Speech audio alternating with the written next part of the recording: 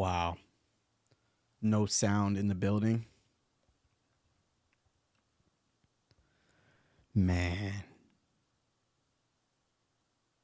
That's a fucking bummer, guys. Hmm.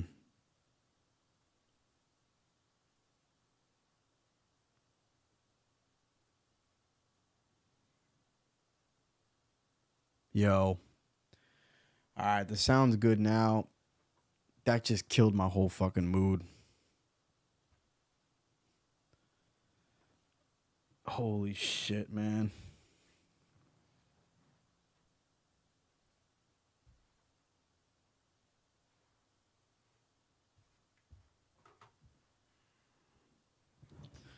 All right. I'm not going to lie. That killed my energy. But you know what? It's semifinals week. I'm here. 24K on the line. You know what I'm saying? I'm not going to bitch and cry about it. We're not going to start over with my whole speech that I just gave, but I will, retrace a little bit here now that my volume is going. So basically what I was talking about was the matchup this week. Playing against Mahomes in my auto bundle. He's got Patrick Mahomes. He's got A.J. Brown. He's got Michael Pittman Jr., who's in concussion protocol. He's got Derrick Henry, Javonte Williams, Travis Kelce, and Zach Moss. I think Jonathan Taylor is going to be coming back. Zach Moss is banged up. My opponent's definitely going to be looking for waiver wire pickups. Michael Pittman Jr. is in concussion protocol. I highly doubt he plays this week, just the way the NFL has been trending with concussions. It's very, very rare that a player has a concussion and plays the following week, especially when they take a hit the way Michael Pittman did. So he's going to be looking at his bench and where he has absolutely dog shit. He's got Quentin Johnston, who he can possibly play. And after that, he's going to be looking for the waivers. So what do? I dropped every single one of my players on my bench. 1, 2, 3, 4, 5, 6 guys. My starting lineup is set. Nico Collins should be back this week. Every report I've seen is saying that he's going to be back. If he's not, then I'll take a dart throw with a receiver in free agency somewhere. I'm not really stressing it at all. Nico Collins is a key component to me winning this semifinal matchup. If he plays, it's going to be a slam start. I'm really excited. I don't give a fuck about Denzel Ward. I don't give a fuck about Cleveland's secondary. Nico Collins is a big dog. They way too little, and CJ's going to be searching for him. So I'm all in on Nico, and I believe he's going to play. Hypothetically, let's say he doesn't play, I'll pick up somebody in free agency and just dart throw him. It is what it is. That's not going to be I still can win this week no matter what. The key here is picking up players that are possible dart throws. So I'm going to pick up 6 guys that are possible dart throws this week because I want to block anybody that he is considering as a dart throw. I know he can't play Zach Moss. I know that he can't play Michael Pittman. His bench sucks. He's going to be searching on free agency, right? This is the only way you can take luck out of this thing when you're playing fantasy. A lot of it is luck, but this is the skill part. Making plays like this. I'm literally picking up 6 guys that I think he can possibly play. And then obviously one of those guys I'll play if Nico Collins can't play. But I'm pretty sure that this lineup's going to be set.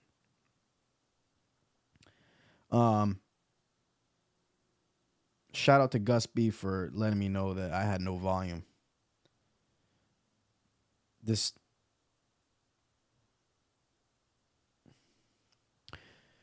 So this is the thing, guys. Week 16, I went on a long rant before this, but week 1, week 1, you come into the year, your first goal is to make the playoffs. Check. Your second goal is to hopefully get a bye. Check. Your third goal, win week 16. This is the only week that matters. This is the only week that matters. In the championship, you can make a deal. Everybody wants the belt. Everybody wants to be the champ. Everybody wants to talk shit to their league mates and their peers. But at the end of the day, it's all about that cash. Money makes the world go around. So week 16, you just have to pull out a victory. So what did I have on my bench? I had Rico, who was backing up Pollard in case Pollard gets concussed or is injured. I don't need Rico anymore. I had Gainwell, who was backing up DeAndre Swift in case Swift gets concussed or injured. Don't need him anymore. I had Taysom Hill, who was my other tight end option. He lost his snaps this last week. There's no way you can trust him in week 16. If somebody else wants to go take a flyer on him in the semis with him, let them do it. It's a bad decision. It's too much of a gamble. So he's not playing in my week 16, so he's gone. Then I had Jameson Williams. He was essentially a backup for Amon-Ra St. Brown in case Amon-Ra got concussed. Because if Amon-Ra got hurt, torn ACL, or got concussed, I would have slid Jameson Williams right in. But besides that, he's just a super dart throw flyer. He hasn't done shit all year. He's very touchdown dependent. He doesn't get any volume. You can't rely on him. My fifth guy I dropped was Jared McKinnon. I only had him on my bench to block people last week because Pacheco wasn't playing. But Pacheco is going to be back for Kansas City, so he's dropped on my team. The last guy I dropped on my team was, let me think about it. Back up. One backup, two backup, three backup, four backup. Who else did I have backed up? McKinnon, 5. So we'll use backed up. 1, 2, 3, 4, 5. Oh yeah, and I had Pop Douglas. Pop Douglas is the receiver for the New England Patriots. He came back from 2 games missed because of concussion. He missed a Thursday and he missed a Sunday with concussion. He came back this past week in a tough matchup against Kansas City. Didn't get the volume. No way I would play him this week. I just couldn't do it. He had 75% snaps. I think he's a very talented player, but I welcome one of my opponents to play them, and I'm not playing him this week. So that's the reason why I dropped him into free agency. I would not start Pop Douglas. He hasn't caught a touchdown in like all year. I mean, what are the odds of him catching a touchdown now? They're very slim. New England Patriots offense sucks. I'm off Pop Douglas, so I dropped him, right? So now I have 6 spots open, and all I'm going to do is take dart throws guys this week that I think that he possibly would want to start. It gives me better odds to win. Talked a lot about my matchups. I love DeAndre Swift against the Giants this coming week. They're 11-point favorites. I know that I keep getting DeAndre Swift ran the ball down to the 1-yard line twice last night, and Jalen Hurts, vultured his 2 touchdowns with the tush push. But as 11-point favorites, a team that really wants to get back to running the ball, I think DeAndre should be in store for over 100 yards rushing this coming game. I'd actually be willing to bet on it. Hopefully a couple catches if we're lucky, and hopefully a touchdown if we're lucky. But I really think that at the very least he's in for a 10-point floor with a touchdown or 2 dependent. Possibility of getting 20-something points. DeAndre Swift's in an absolute slam spot against the Giants. I couldn't ask for very much of a better matchup outside of possibly Carolina or Washington in this matchup. But I'll take the Giants. And we're going to roll with Green Bay's defense against Carolina. That floor is nice. I think it's an 8-point floor. They're going to give up 3 or 4 sacks. They'll probably get 1 turnover, and they'll limit them to under 13 points. Carolina can't score. Green Bay's defense hasn't been that good, but it doesn't matter. They got a good pass rush, and Carolina sucks. So it's a good start for them. Isaiah Likely, he made an incredible catch yesterday or a couple days ago He's the wide receiver 1 on that team. I am really, excited and happy to be starting him with Lamar Jackson. Lamar, he's a more athletic Mark Andrews. He brings different intangibles to the offense. He's not a guy that understands how to get open like Mark Andrews does. He's not as big as Mark Andrews in the red zone, but he's had 2 touchdowns back-to-back weeks. I just feel like against San Francisco, it's going to be tough to move the chains against them. But Isaiah is going to be somebody they rely on. He could easily have like a lot of checkdowns in this game as well. I can see him being, 8 receptions this game, possibly getting another touchdown. I think Isaiah is a great start. Raheem Mostert, he's a all-star. He's my superstar. He's my main and I would say the only reason I'm in the semifinals right now. Raheem Mostert. Hopefully he continues his dominance next week. He's breaking records in Miami, and he's going to continue to break records in Miami. They like what they're doing with him. They're all buying into it right now. They're all aware of how many touchdowns he has. It's going viral on social media. Believe me, they want to keep giving him the ball. Raheem Mostert is an absolute stud. Tony Pollard, we're hoping just for these 2 teams to get in a shootout and Tony can get a goal line touchdown. Because outside of that, it's going to be a tough game against Miami. I think he has the toughest matchup out of all my players, except Isaiah Likely against San Francisco. But I don't think that's as bad as what it is on paper because San Francisco's good against the run. So I think that they're going to have to throw the ball on them, and I think Isaiah's in a good spot there. Nico Collins, I don't give a fuck about Cleveland. Denzel Ward, he's going to get fucking shitted on. Nico Collins is too goddamn big. And they too little for Nico Collins. Puka Nacua, he's been steady Eddie all year. I hope I'm lucky on Thursday and he catches a touchdown. Amon-Ra St. Brown in an absolute slam spot against Minnesota, who's top 10 worst defense in the NFL against wide receivers. They have an incredible defense, but they're not good against receivers. And guess who I have? Amon-Ra St. Brown. He heated up last week. He's going to continue it this coming week. I see a big day for Amon-Ra. I traded for him, and he's going to be an essential part of me getting to the championship. Justin, my dog, Fields, playing against Arizona at home. It's an absolute slam spot for him. Super excited for that one. I think that he's going to be at least 25 points, and I'm hoping for a 40 burger. I want to really just blow this bitch the fuck out, if you know what I'm trying to say. I want to beat the dog shit out of Mahomes in my auto bundle. I don't want insurance. I want to fucking dominate. Yeah, it's true. Moving on to the other matchup in the diamond. We have the 1 versus 4 matchup, the Criminals versus Korea. Both of these teams are very good. And you know what? I don't have to play them, which is great. I get to play the weaker of the 4 teams left, or the 6 teams that were in the playoffs, essentially. You got Matthew Stafford against New Orleans. You got Waddle against Dallas. Moore against Arizona. That's a great matchup for him. Odell against San Francisco. It's not a great spot, but like I said, they're going to have to throw the ball on them to be able to move it. ETN against Tampa Bay is tough. CMC against Baltimore is tough, but both of those guys are volume running backs. Schultz against Cleveland is going to be scary because he hasn't really played. He's been injured. But hopefully for the Criminals, and hopefully for me because I have Nico Collins, CJ Stroud comes back, and him and Nico will be the top 2 targets in that offense, with Noah Brown being the 3rd.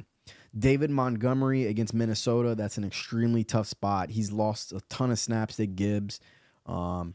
He's a good flex, though, but this week against Minnesota is really tough. New York Jets against Washington is a good spot for him with his defense. Kansas City against Las Vegas is a pretty good spot for Korea. I like Chandler a ton for him as a volume-based running back. I don't think Madison is going to be back. I think Chandler dominated. He's going to get all the snaps. That's a really lucky, good pickup by Korea, which is something that he's always been good at. Laporta against Minnesota, great spot for him. Hopefully he keeps rolling for Korea. Not saying hoping I hope for it, but hoping Korea hopes. I ain't no cheerleader, motherfucker. I cheer for myself, and that's it. Devon Achane, he's been trending down. Mostert's the goal line guy. Mostert's getting the snaps there. He's got a little bit of a turf toe, I think, but he'll play against Dallas, and hopefully they want to duplicate what James Cook did against Dallas. And Devon Achane is one of those kind of players, so maybe they'll use him a little bit more. Hopefully they don't, for my sake, because I have Raheem Mostert. Then he is going to be starting Bijan Robinson, who was an absolute stinker last week. He is not to be trusted against a Colts team that's been playing better football as of late. I would not be optimistic about that. Stephon Diggs and Josh Allen going against the Chargers, that could not be a better spot for him, and that is the reason why I think this team is going to pull out a victory. Keenan Allen, I highly doubt he plays. Mike Evans in a good spot against Jacksonville. But the key to this matchup here is CMC and ETN having really tough matchups, and Josh Allen going and Stephon Diggs going against the most train wreck of a team in the Chargers in Week 16. It couldn't be a better spot for Korea, having Josh Allen and Stephon Diggs, two guys that have really carried him this year, come up in Week 16 against the Chargers in a semifinal matchup. It literally could not be any better than that for him. He's got Singletary on the bench, and honestly, if I was him, I would be trying to find a way to get Singletary in my lineup. He played 80% plus snaps last week. I don't think Dameon Pierce is going to be getting the ball anymore. I think they're rolling with Devin Singletary here on out.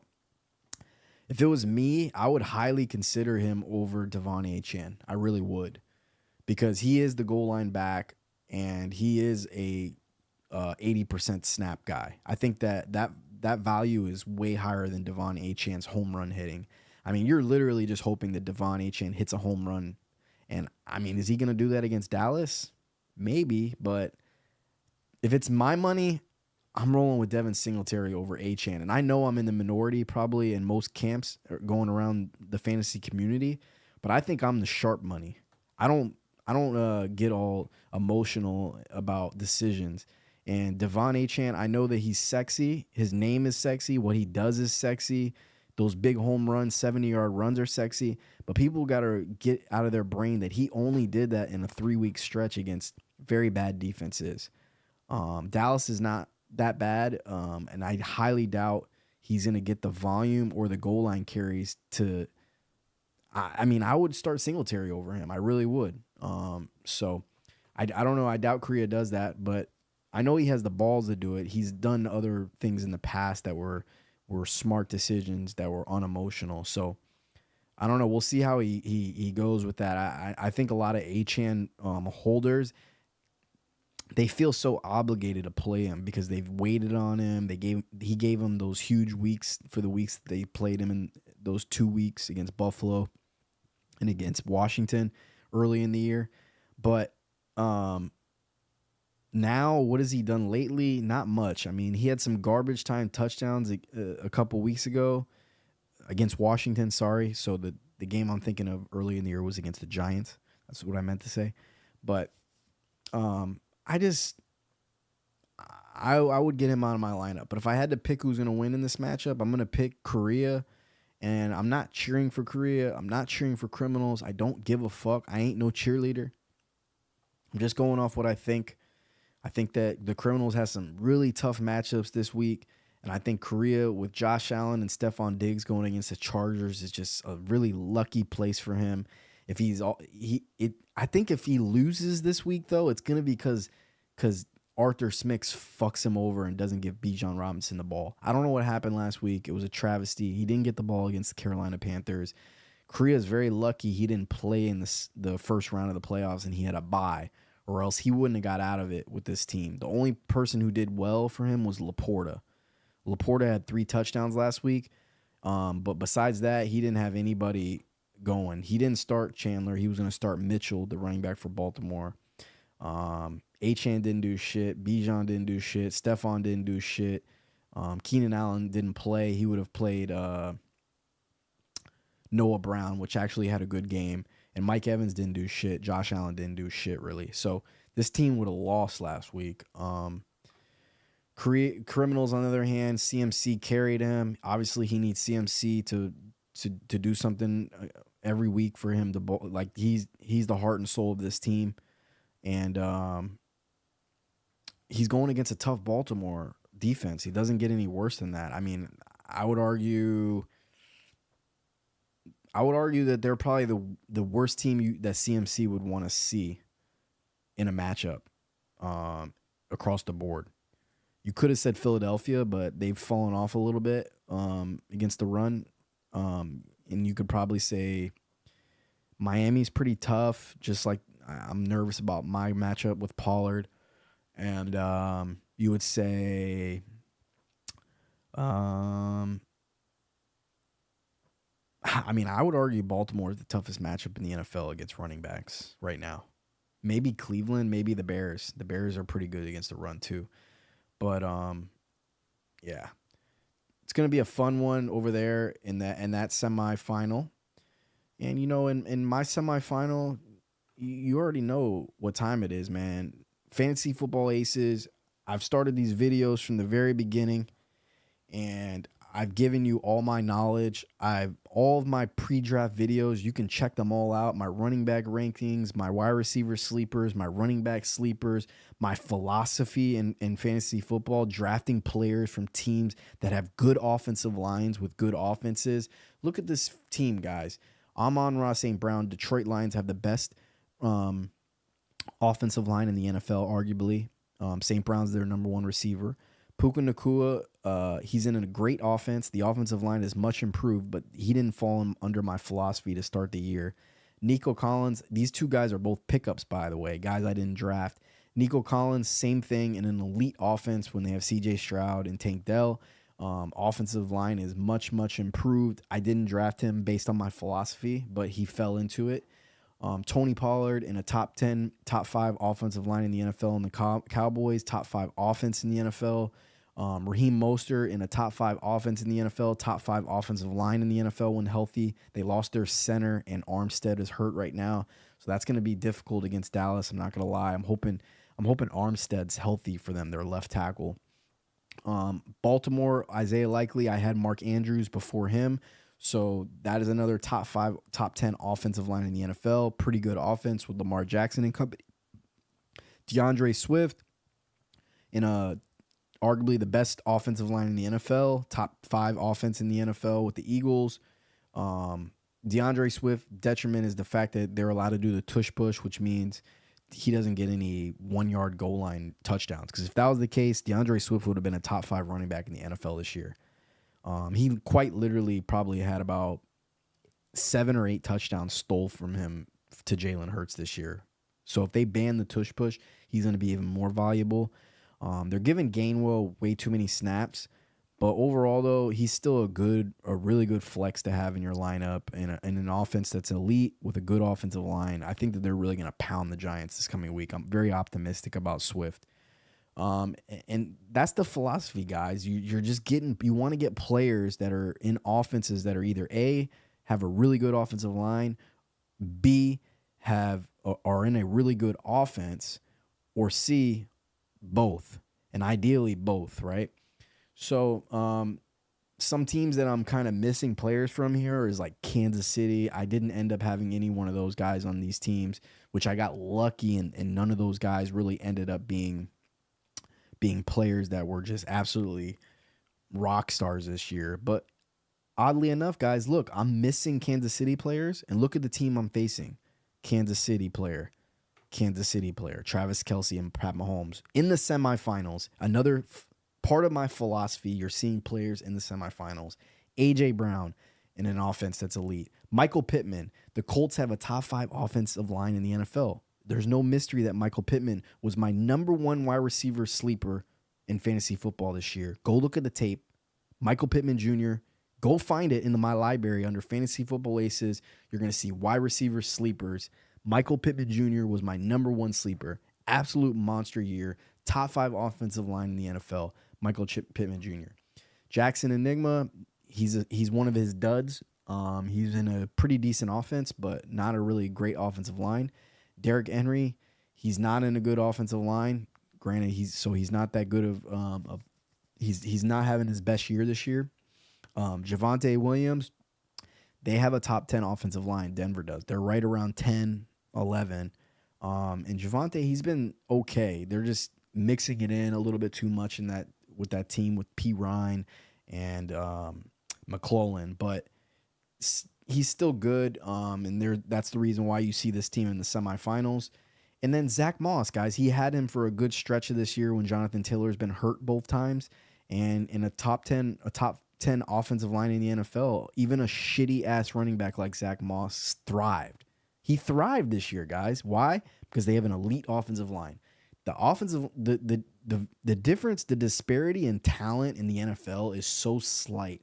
It comes down to more so situations and offensive lines and coordinators when you see guys have really good statistical years and don't. Talent absolutely matters, but I'm telling you, the disparity in talent in the NFL is so much smaller than people think it is, especially at the quarterback position. Guys are blessed into being drafted into good situations, i.e. like Purdy, and guys are fucked being drafted into other situations, like Zach Wilson with the Jets, or even the Bears right now with Justin Fields and that shitty-ass offensive coordinator, Luke Getsy. Coordinators can absolutely ruin a guy. But overall, if a team has a great offensive line and they built their team through the trenches, which is I feel is the most important thing to do in fantasy, build the team in the trenches, they're going to be successful no matter what scheme they deploy. And that is what I wanted to hammer down this year with Fantasy Football Aces.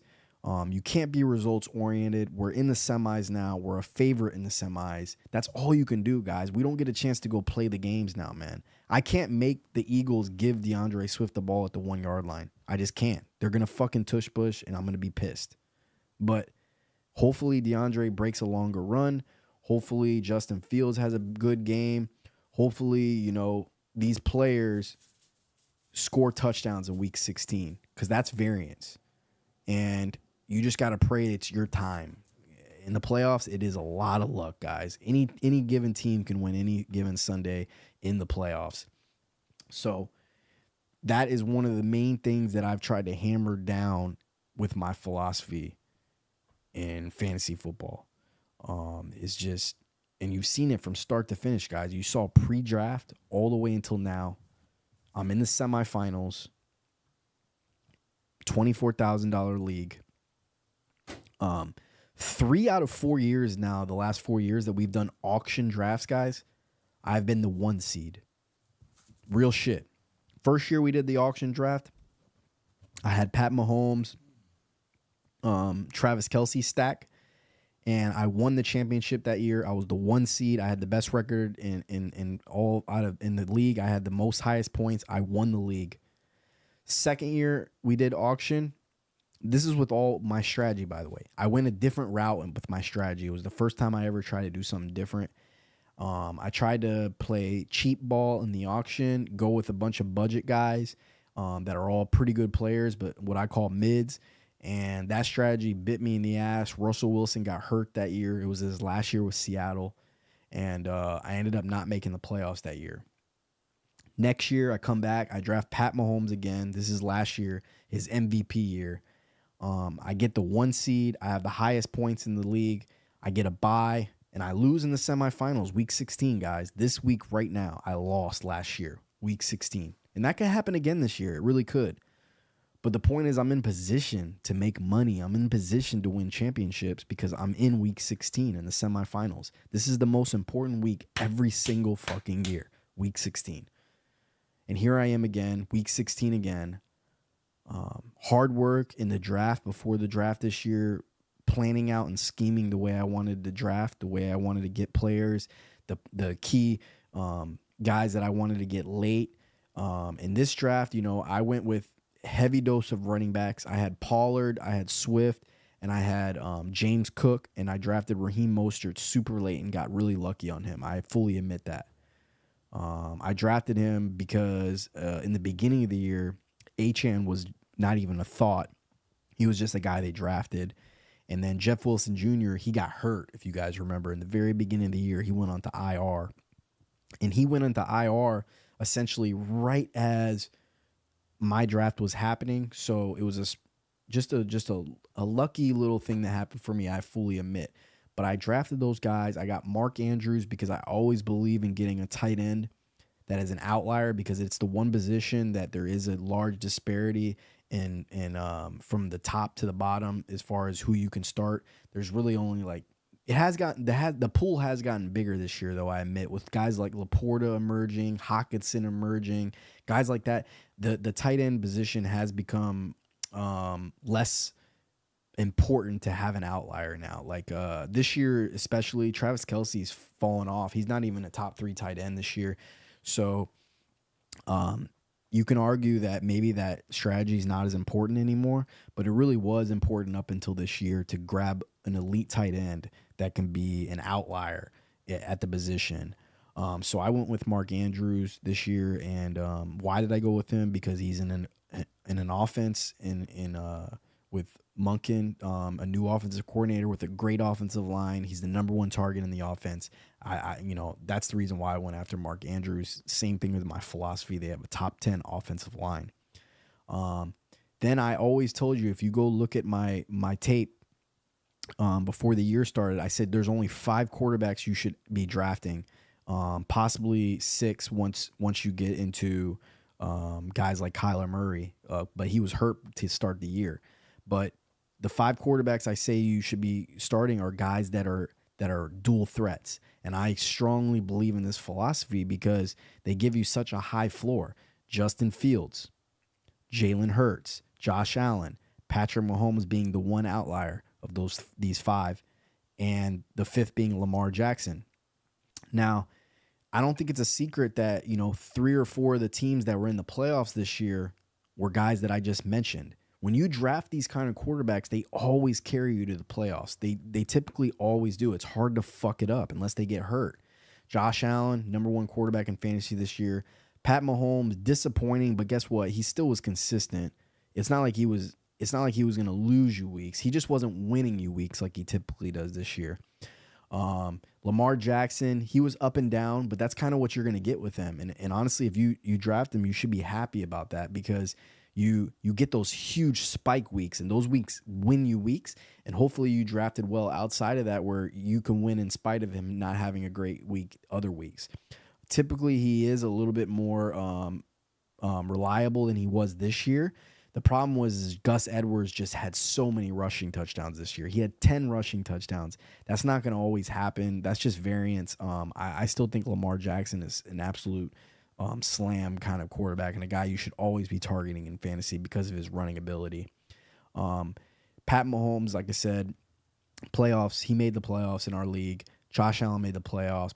Justin Fields made the playoffs for me, and he missed a bunch of weeks. He's kind of like Lamar Jackson in the sense that you're going to get those huge spike weeks, and then you might have those bad weeks as well. But I think that once, if the Bears happen to keep Justin Fields, which I think they will, and I hope they will, if they draft Marvin Harrison Jr., you're going to see a way more consistent Justin Fields for fantasy and for real life football. And he'll be a guy that you should definitely be targeting next year. Now, outside of those 5, I think you can expand that a little further this coming year, because I think Trent Richardson is going to be an absolute sleeper next year. I think he's going to be cheap. People are going to forget about him. And honestly, he was a superstar to start the year in fantasy. He had like 4 rushing touchdowns right off the rip. He got hurt in one game, got taken out because he had 19 points in the first half when he got hurt in that game. And then he ended up going out for the year like 2 games later. So he really didn't get a chance to show people what he really was. But dude, that guy was a stud. And what is the key about Trent Richardson? He has a top 5 offensive line in the NFL. You see what Minshew's doing with them with Pittman Jr. Imagine Trent Richardson, who has the rushing ability. It's going to be scary. I think he's a guy that you can add to your list next year of a guy you can go after. And Kyler Murray is always on the list when he's healthy. He just hasn't been healthy this year. They're going to need to get another weapon in the draft. Their offensive line sucks as well. So he is a more scary option of the 7 that I just mentioned. But a guy like Dak Prescott, he had a phenomenal year this year. But you saw what happened here in round 1 of the playoffs. An absolute stinker against the Buffalo Bills. That's what happens when you draft Dak Prescott, in my opinion. Granted, any of these quarterbacks I've mentioned that I say you should stick with has had stinkers this year. It has been a weird year in fantasy football that the quarterback position has been a little strange. It's just not, there hasn't, but outside of Josh Allen, who's also had a couple stinkers this year, every quarterback's had up and down weeks. It's really, really weird year. It's the 1 year in fantasy that I can remember the last 5 years that the quarterback position isn't as essential as it has been in prior years. Meaning, Dak Prescott made the playoffs in this year in our league. Kirk Cousins / Kyler Murray / Stafford made the playoffs this year in fantasy. That's kind of rare. And then a Justin Herbert team made the playoffs this year in my league, who actually obviously got hurt, and then they were on a panic to pick up anybody they could in the first round of the playoffs. They ended up taking a loss because of that. But that's what happens when you're trying to rely on quarterbacks that can't really carry you. I will always stick with this philosophy and tell you. Did I say something else?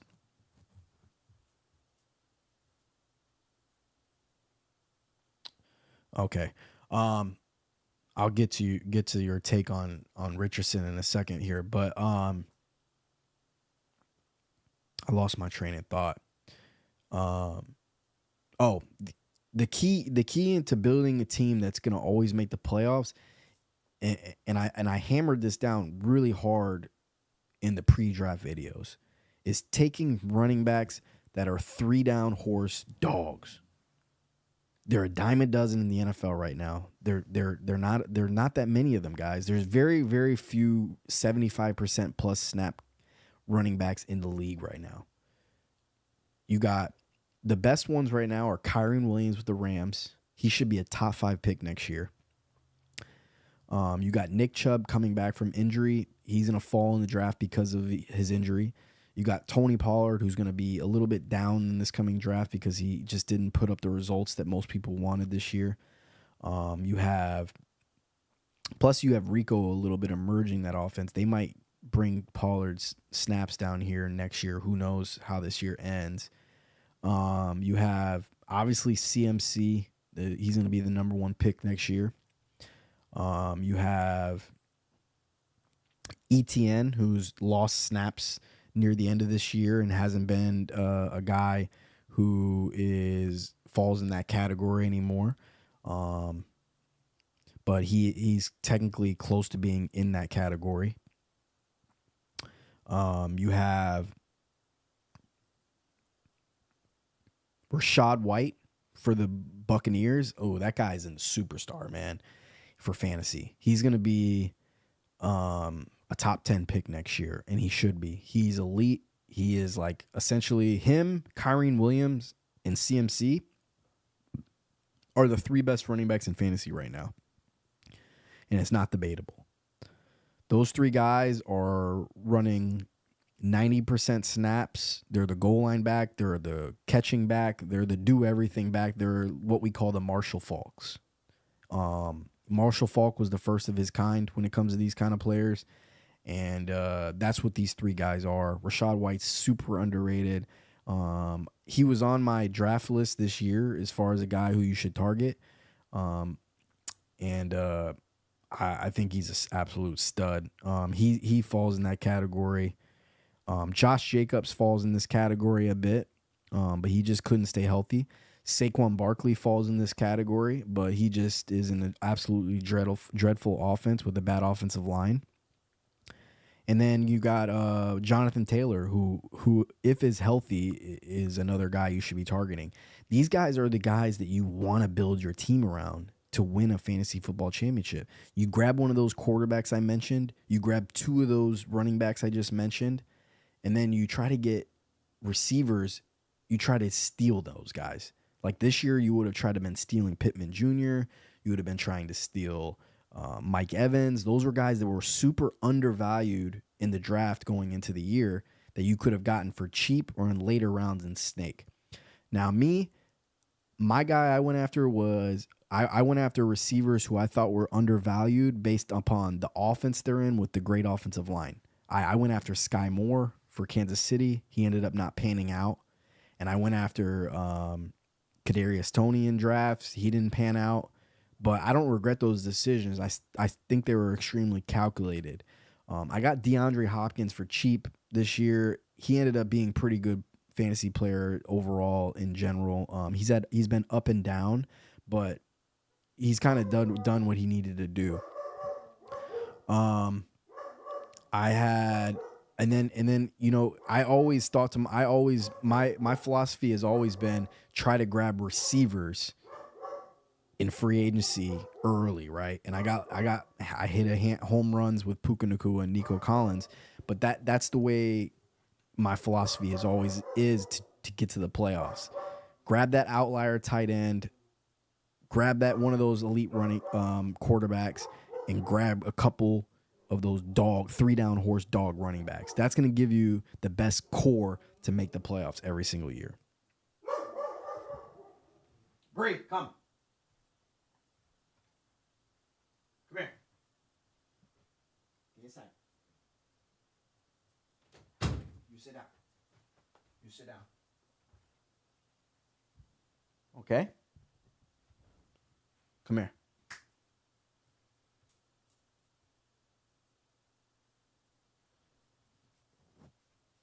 You're a good girl. All right. So, moving on to Anthony Richardson. And I know what I said earlier. I was saying Trent Richardson. No, I totally disagree with you, Gus. Not fluky at all. He is the perfect quarterback for the Indianapolis Colts. They have a top 5, arguably not arguable, top 10 offensive line in the NFL.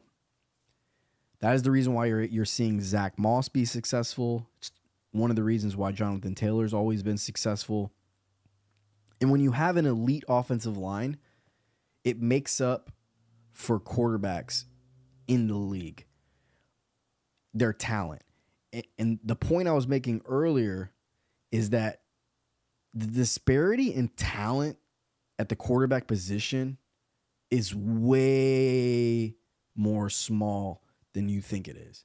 People think that the difference between Pat Mahomes and Zach Wilson is much larger than it really is. Now, like I said, if you clip me there, that blank statement, it might sound stupid because obviously Pat Mahomes is one of the best quarterbacks ever to play the game, and Zach Wilson's going to be washed out of the league. But the thing with Anthony Richardson is he has a receiver like Michael Pittman Jr., who's 6'4". He's big as fuck. So his inaccuracy doesn't matter as much because all he needs to do is put that ball in his radius. And for fantasy, if you see Jalen Hurts, he's really not that great of a thrower and a quarterback. I'd argue that he's not the best at making decisions. I'd argue that he's not that accurate. But when he has that elite offensive line, he has A.J. Brown, Devontae Smith, and he has that scheme and that threat to run, it really limits what defenses can do against him. So the defense always has to show their hand because they have to worry about that running ability. They have to worry about that scheme. When you have the read option ability with Jonathan Taylor and that offensive line and him holding and keeping, it's extremely difficult to stop. And defenses have to concentrate on stopping that scheme, that it leaves a lot of one-on-ones everywhere and easy reads. And those reads would be reads that Anthony doesn't have to think too much, and he's just gonna be able to throw it in the vicinity of Michael Pittman Jr., Alec Pierce, the other receiver, the big white boy. He's pretty big too, and there's a lot of easy throws they can make in a scheme like that. Like, you can compare Anthony Richardson to Cam Newton. I think that is a great comparison. Cam Newton was not accurate with the football. He could not really read a defense, but you could damn sure run an offense with Anthony Richardson the same way that Cam Newton won the MVP. And that's kind of what I would like the Bears to do with Justin Fields, even though Justin's a better thrower than both of these guys. Anthony is a really close version of Cam Newton. I'm not going to put him in the same category because Cam Newton is an MVP winner. He almost won a Super Bowl. He went on 15-1 with the Carolina Panthers when he won that MVP that year. And he was an absolute dog. But what I saw from Anthony Richardson to start the year this year, I don't care if you think that he's going to be a good quarterback in the NFL or if he's going to win a Super Bowl. But for fantasy football, he's going to be fucking good, man. He's in a rush for at least 700, 800 yards. He's in a rush for at least 8 touchdowns. And that alone gives you a top 7 floor for quarterbacks.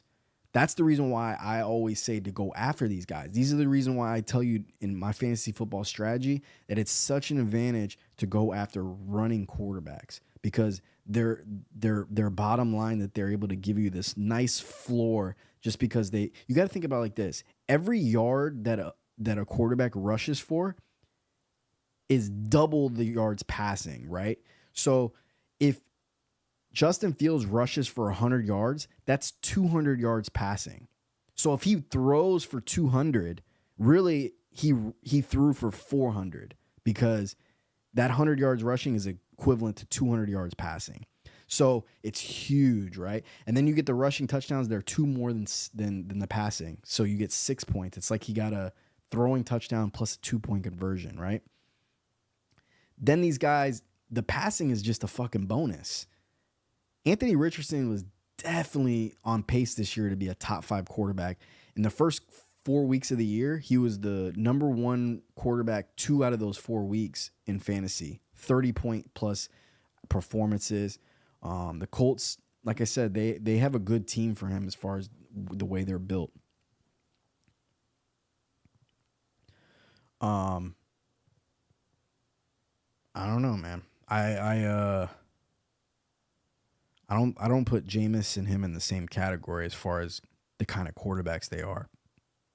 Jameis is a drop back quarterback and a guy who is going to beat you with his arm. Anthony Richardson, he's going to try to beat you with his feet. And I don't ever think that he's going to go out there and throw for over 4,000 yards in a season. I don't think he'll ever throw for over 30 touchdowns in a season. But I think he can very likely rush for 10 touchdowns. I think he can very likely rush for 1,000 yards too. I think he has that in him to rush for 1,000 yards. I saw what I saw in the first 4 weeks, and I think he has that kind of ability. And I'm talking strictly fantasy too.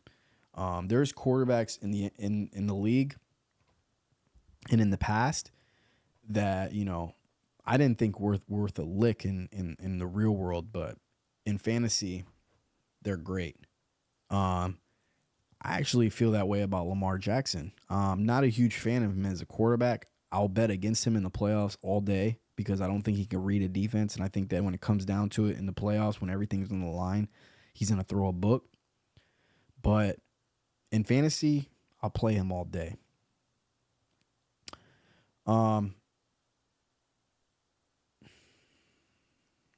It sucks that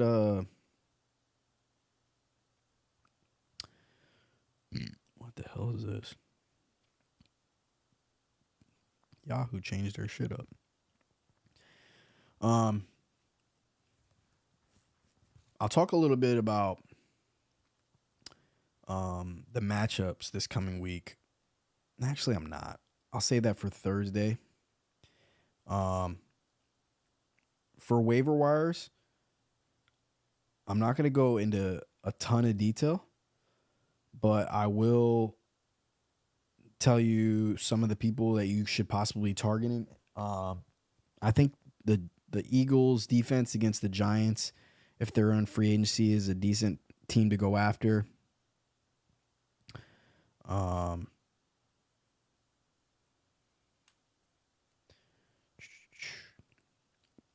Green Bay against Carolina. That's who I'm going to be starting this week. I think they're a good dart throw.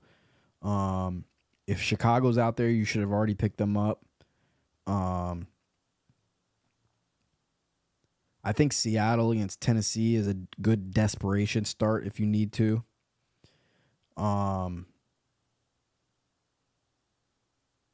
Tight end, Darren Waller played this past week. If he's out there, you should think about getting him. Hunter Henry, he's going against the worst defense in the NFL, the Denver Broncos, against tight ends. I think he's a good dart throw, and he's the number one receiver in that in that New England offense right now. He had 9 targets last week. That's elite. I don't think he'll duplicate that. I think you're going to be chasing the points. It's scary, but if you're desperate, I'd start him. For me personally, I'm going to start Isaiah Likely over him just because I like the offense that I'm in there, despite them playing against San Francisco. But I don't think Hunter is a bad dart throw in that offense. Tucker Kraft, the tight end for the Green Bay Packers, I don't think he's a bad dart throw this week again. That's about it for tight ends. Running backs, if Zamir White's out there, keep an eye on Josh Jacobs. You can spot start him. Keep an eye on Madison's status because Tyler Chandler's a great start. Justice Hill, if you're super, super desperate, can be a flex guy that you can possibly start this week. I